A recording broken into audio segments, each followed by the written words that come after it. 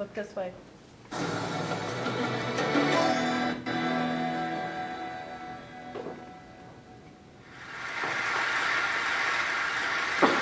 Do you think it's possible to control someone's attention? Even more than that, what about predicting human behavior? I think those are interesting ideas if you could. I mean, for me, that'd be the perfect superpower. Actually, kind of an evil way of approaching it. But for myself, in the past, I've spent the last 20 years studying human behavior from a rather unorthodox way. Picking pockets. When we think of misdirection, we think of something as looking off to the side, when actually it's often the things that are right in front of us that are the hardest things to see, the things that you look at every day that you're blinded to. For example, how many of you still have your cell phones on you right now? Great. Double check. Make sure you still have them on you. I was doing some shopping beforehand. Now, you've looked at it probably a few times today, but I'm going to ask you a question about it. Without looking at your cell phone directly yet, can you remember the icon in the bottom right corner?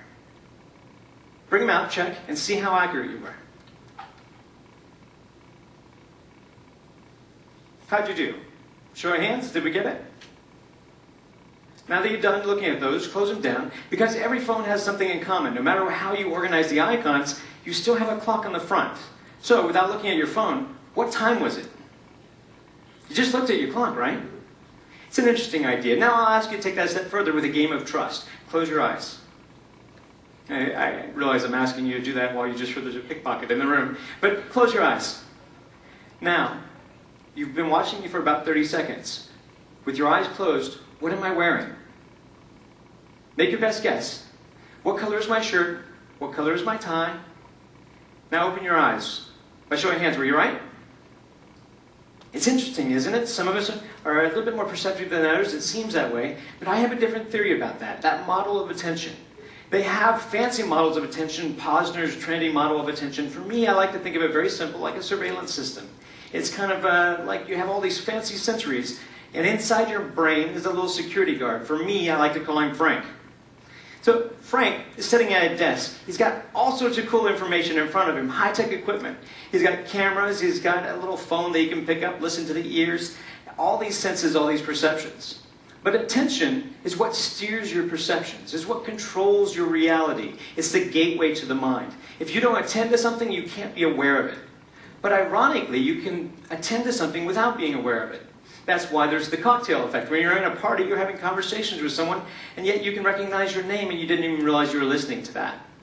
Now, for my job, I have to play with techniques to exploit this, to play with your attention as a limited resource. So if I could control how you spend your attention, if I could maybe steal your attention through a distraction. Now, instead of doing it like misdirection and throwing it off to the side, instead what I choose to focus on is Frank.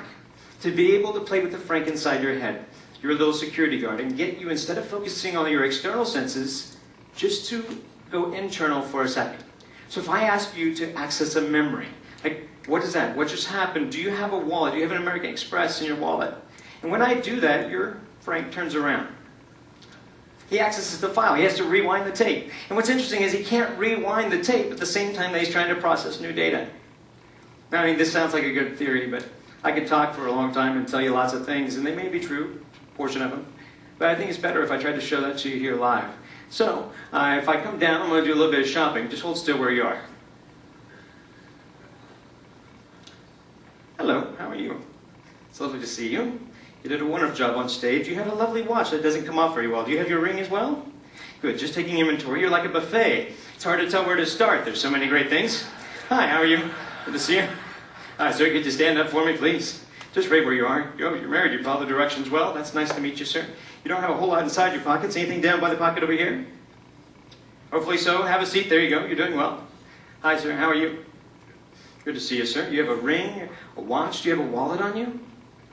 Well, we'll find one for you. Come on up this way, Joe. Give Joe a round of applause. Come on up, Joe. Let's play a game.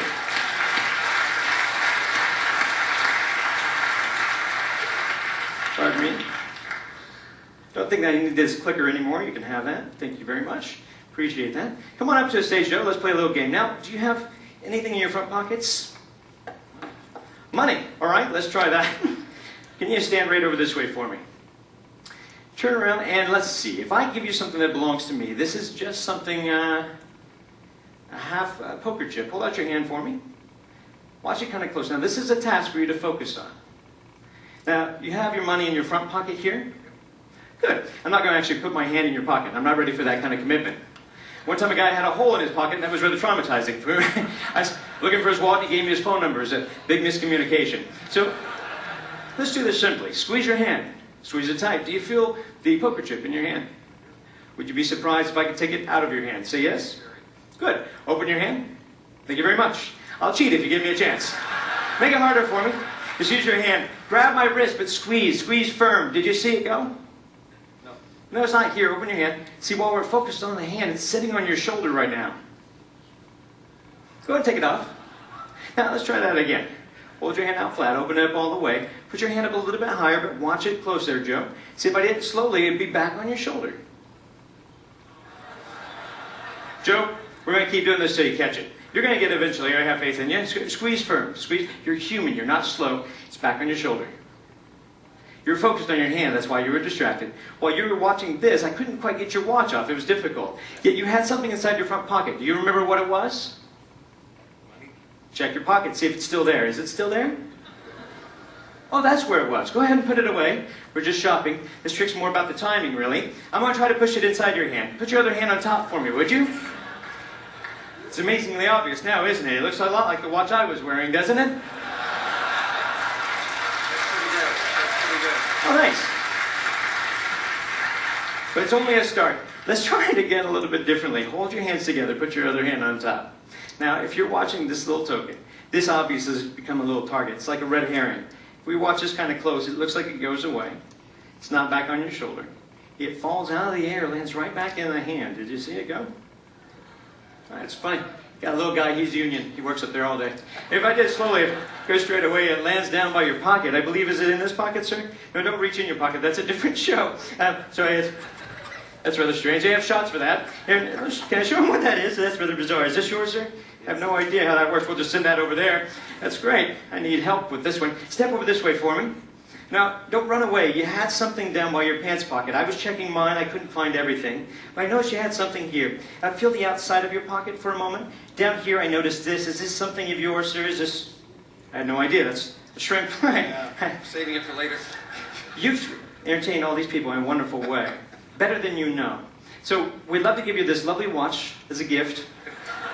Hopefully it matches his taste. But also we have a couple of other things. A little bit of cash. And then we have a few other things. These all belong to you, along with a big round of applause from all your friends. Joe, thank you very much.